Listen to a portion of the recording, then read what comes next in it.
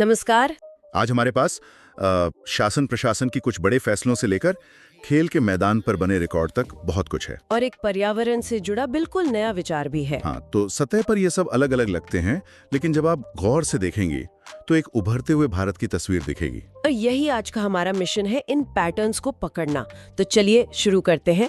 पहली खबर ऐसी है जो सुनने में तो सामान्य लगती है, पर इसका असर बहुत गहरा है। ओडिशा के पुरी शहर से। जी, पुरी अब भारत का पहला ऐसा शहर बन गया है जहां नलों से सीधे पीने लायक पानी आ रहा है। ये वाकई एक बहुत बड़ी छलांग है।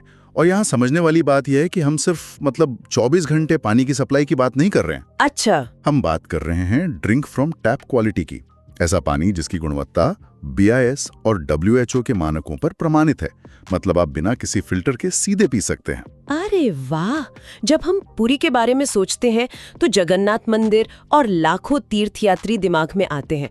उस लिहाज से तो ये एक गेम चेंजर है। बिल्कुल, यही इसका सबसे बड़ा प्रभाव है। सोचिए, हर साल लाखों लोग जो वहां आते हैं, उन्हें अब पीने के पानी के लिए प्लास्टिक की बोतलों पर निर्भर नहीं रहना पड़ेगा। इससे तो प्लास्टिक कचरा भी कम होगा। सही कहा। लोगों की सेहत बेहतर होगी, उनका खर्च बचेगा और शहर पर कचरे का बोझ भी कम होगा। ये सस्टेनेबल टूरिज्म की तरफ एक बहुत बड़ा कदम है। तो क्या ये मॉडल दूसरे पर्यटन शहरों जैसे वाराणसी या मथुरा के लिए एक मिसाल बन सकता है? जी बिल्कुल बन सकता है, और बनना भी चाहिए। पुरी की सफलता दिखाती है कि अगर टेक्नोलॉजी और राजनीतिक इच्छा शक्ति का सही मेल हो तो ये संभव है।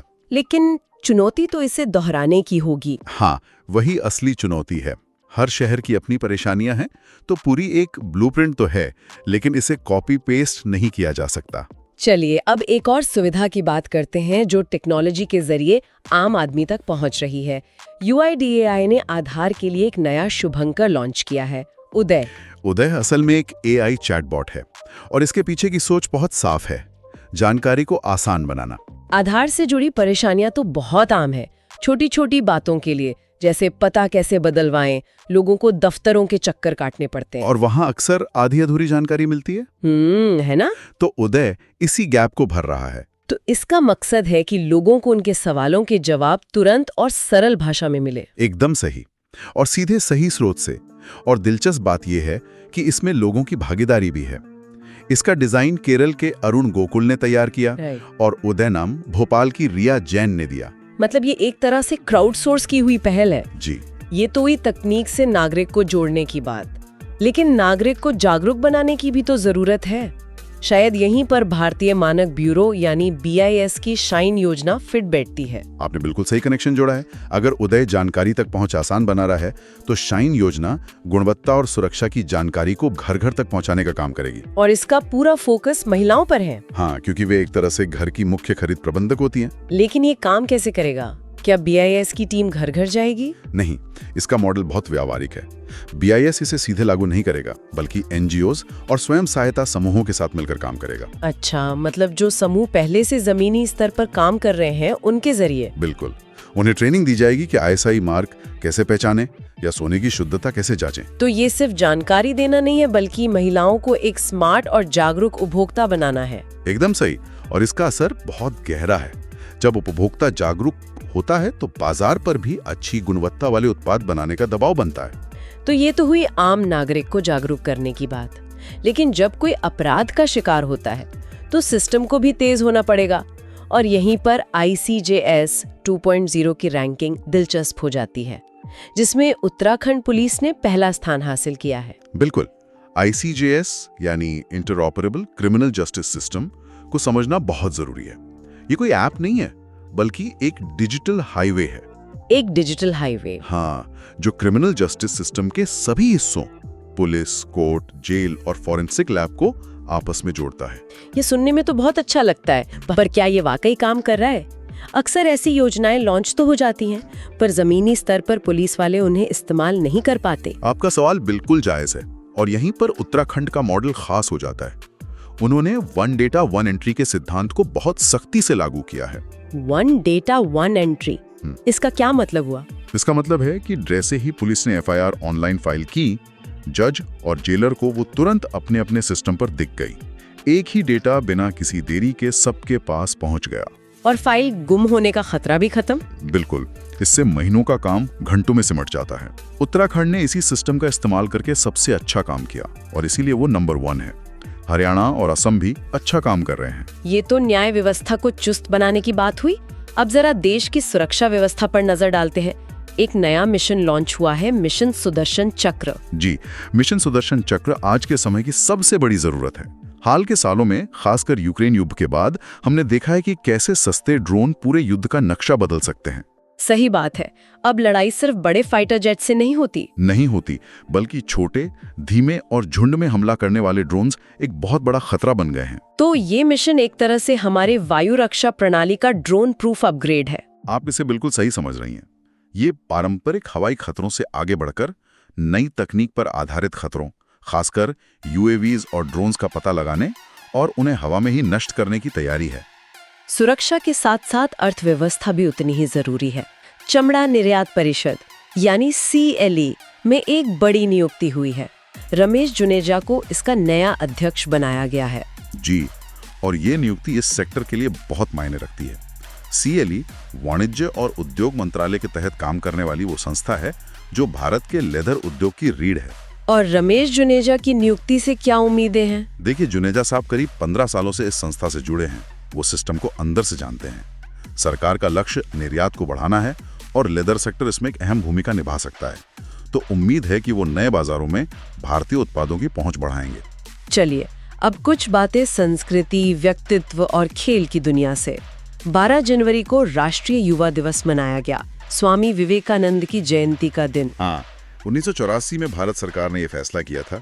मकसद था कि विवेकानंद के विचार, उनका दर्शन देश के युवाओं के लिए प्रेरणा बने। और इस साल की थीम भी बहुत प्रेरणादायक है, ignite the self, impact the world. स्वयं को प्रज्वलित करें, दुनिया पर प्रभाव डालें, ये उनके दर्शन का सार है। उनका मानना था कि हर युवा के अंदर असीम ऊर्जा है, बस उसे सही दिशा देने की जरूरत है। व्यक्तित्व की बात हो रही है तो एक और प्रेरक व्यक्तित्व, राष्ट्रपति द्रौपदी मुर्मू के जीवन पर एक किताब आई है, अग्नि सरुस्लो विकासिंचिना कमलम। आग के तालाब में खिला हुआ कमल, क्या कमाल का शीर्षक है। ये एक लाइन में ही उनके पूरे जीवन के संघर्ष की कहानी कह देता है।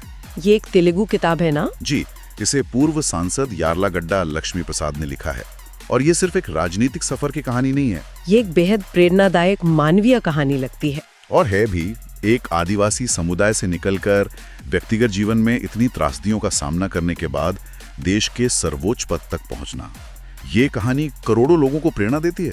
अब मैदान की तरफ चलते हैं, जहां विराट कोहली ने एक और मील का पत्थर पार कर लिया है। जी, वो अंतर्राष्ट्रीय क्रिकेट में 28,000 रन बनाने वाले दुनिया के तीसरे बल्लेबाज बन गए हैं। ये एक शानदार उपलब्धि है। बिल्कुल। इस लिस्ट में अब उनसे आगे सिर्फ 2 ही नाम हैं, महान सचिन तेंदुलकर और श्रीलंका के कुमार संगकारा। और दिलचस्प बात यह है कि कोहली ने ये रिकॉर्ड संगकारा से कहीं तेज गति से बनाया है। और अच्छी बात यह है कि ये कामयाबी सिर्फ पुरुष क्रिकेट तक सीमित नहीं है। सही कहा। इसी दौर में भारतीय महिला क्रिकेटरों ने भी इतिहास रचाया। देविती शर्मा T20 इंटरनेशनल में सबसे ज्यादा विकेट लेने वाली गेंदबाज बनी है। और स्मृति मंधाना 10,000 अंतर्राष्ट्रीय रन बनाने वाली दूसरी भारतीय महिला क्रिकेटर। ये सब मिलकर भारतीय क्रिकेट के एक सुनहरे दौर की तस्वीर बनाते हैं। खेल से अब किताबों की दुनिया में आते हैं। नई दिल्ली में होने वाले विश्व पुस्तक मेले 2026 के लिए अतिथि देश की घोषणा हो गई है। जी, और ये बहुत दिलचस्प है।